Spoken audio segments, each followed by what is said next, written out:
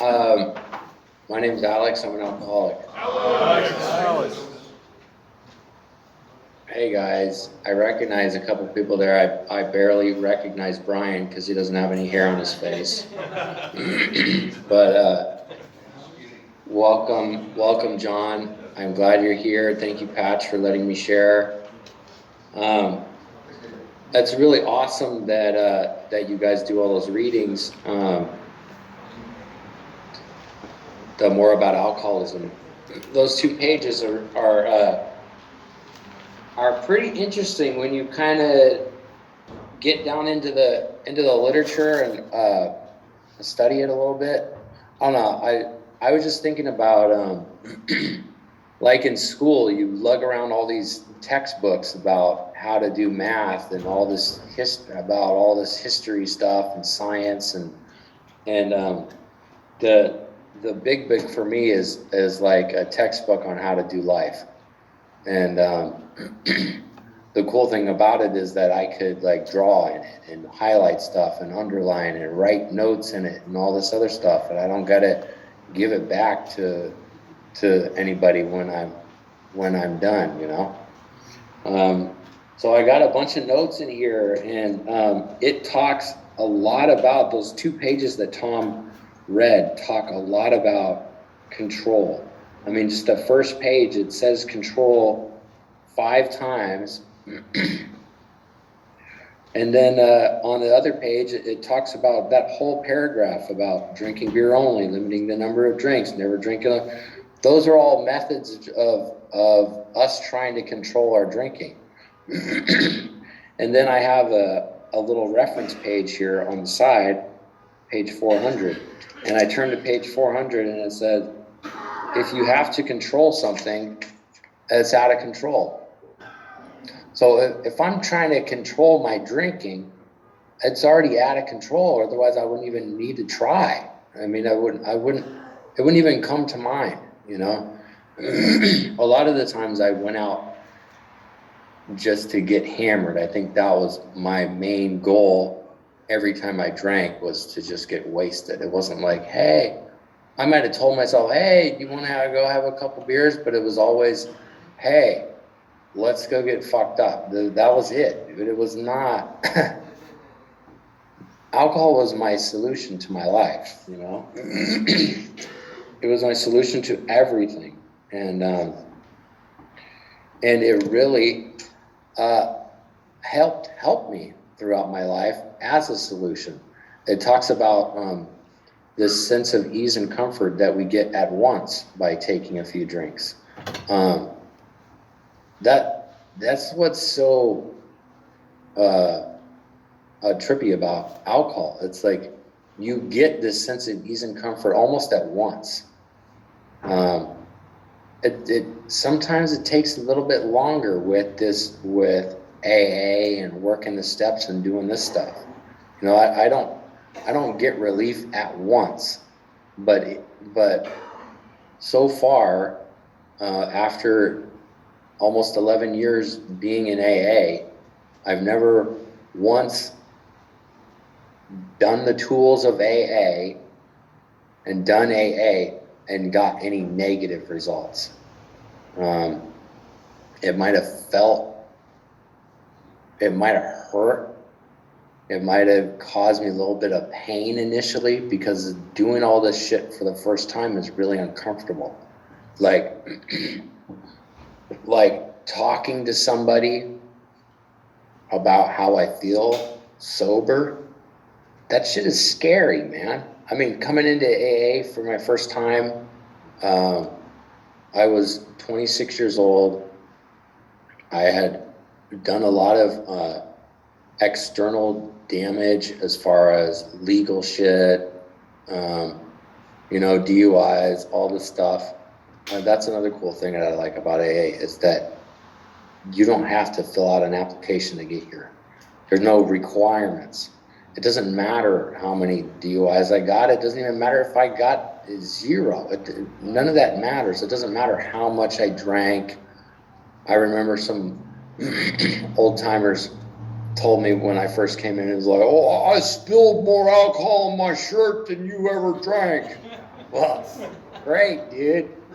You're wasting alcohol, but that doesn't make me an alcoholic. It does, you know, if I can drink 10 gallons of whiskey and still walk around. I mean, what makes me an alcoholic is what happens to me when I drink, you know. This isn't, I'm not here to compare my drinking to anyone else's. It doesn't matter, you know. So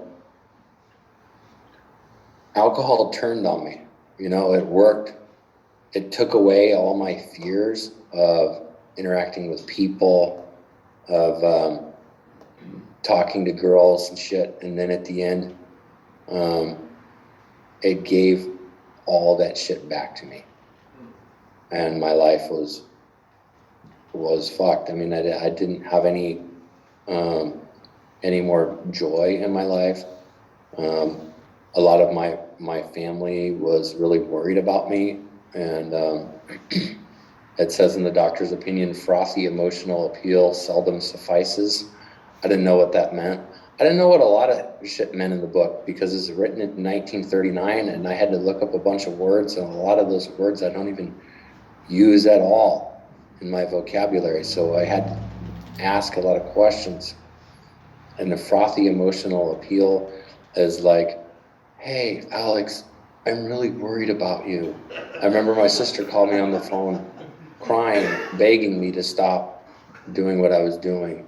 And I was just on the other phone, on the other line, just no emotion, just, okay.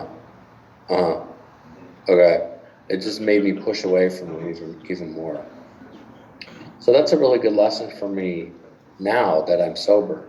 You know, I think I've got it all figured out sometimes. Like, I know how to do life. I know what I got to do. And so therefore, I automatically assume that I know what you got to do for your life and what you got to do for your sobriety. Dude, I don't know shit about what you got to do for your sobriety, okay? And even though I'm saying all this shit, it doesn't mean that I don't forget it, you know? This is especially to people that I care about, you know? I think I know what's best for their life. I think I know what's best for my sister when she came into AA about 4 or 5 years ago. She met a guy in the first week. He's an immigrant from Guatemala. She didn't have a job. She didn't have anywhere to live. She got pregnant with the dude. And I'm like, oh my God, this is the worst time to get pregnant. Don't be getting pregnant with some stranger from somewhere you don't even know. And dude, I have a beautiful 5-year-old niece now. And like, I love her so much. Like, who the fuck am I, you know? What do I know about what people need in their lives and what they should do? I don't, you know, I barely knew what was best for me. So, got on a little rant there. One thing I want to talk about, are you going to tell me when I'm like getting close to time? Okay. One thing I want to talk about is when I first came into AA, I didn't know how to get sober. I just wanted to stop feeling like shit. I mean, I didn't know what to do at all. I remember seeing a lot of the guys, old timers in the room, sitting back in their chairs. I mean, it looked like they were almost dead. They were so relaxed. And I was like far from relaxed. I was sweating. I was scared what people were going to think of me. There was so much laughter in the room. It kind of sounded like what you guys were talking about, you know, interacting with each other before the meeting started, you know, joking around. I saw Patch going like this. I mean, it's like shit like that. And dude, I wanted that. I wanted that. 20 bucks is 20 bucks. And I didn't have it. And it says in how it works, if you've decided you want what we have and are willing to go to any length to get it. It says back on page 47, it says, when people presented us with spiritual approaches, how frequently did we all say, I wish I had what that man has. I'm sure it would work if I could only believe as he believes. And so what I think these people had that I didn't and I wanted, I think they had some kind of a faith.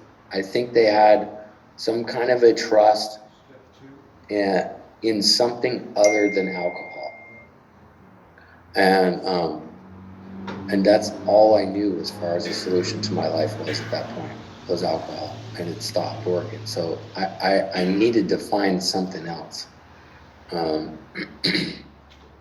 And so that's what attracted me to this program. Initially, I heard a speaker that night. I got some hope. This dude at the end of the meeting said, hey, you have a sponsor? I said, no. He said, you have one now.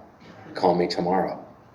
You know, there's a thing that's going around up here in meetings that I'm going to where they say, if you're willing to be a sponsor, please raise your hand. And so I raised my hand, and then that just leaves me off the hook. I don't got to go up to somebody. I have this expectation. It's like, oh, well, if these people want to sponsor, they should have saw my hand raised, and they should come up to me after the meeting. It's like, dude, I'm doing this program to stay sober. Me reaching out my hand to help somebody else is what helps me stay sober. It says it talks a lot about helping others. And this part, all the way back in the doctor's opinion, it says, these are doctors talking. They don't know how to fix alcoholics. Their scientific methods fail utterly. And they say, we feel after many years of experience that we have found nothing which has contributed more to the rehabilitation of these men than the altruistic movement now growing up among them. And I had to, of course, look up the word altruistic. I never heard it in my life. And it means other-centered. It means helping others. You know, so these doctors are saying that nothing has helped these people get sober and recover more than trying to help somebody else. You know, and you don't have to have, John, if you got 3 days or however many days you got, maybe tomorrow you go into a meeting and somebody has 1 day. You can put out your hand and say, hey, dude, let me show you how I got 10 days or whatever you got, dude. I mean, we all help each other, you know. The highest rank you can get in AA is sober, you know. That's human. So, oh, dang. I got a stopwatch going here. Okay. So, I don't know, the best way that I could describe working the steps in one word is freedom. And I don't know, man, this guy up here always says, how you know the steps don't work if you never tried them before. I mean, you know, alcohol was the only thing that convinced me that I needed to get sober.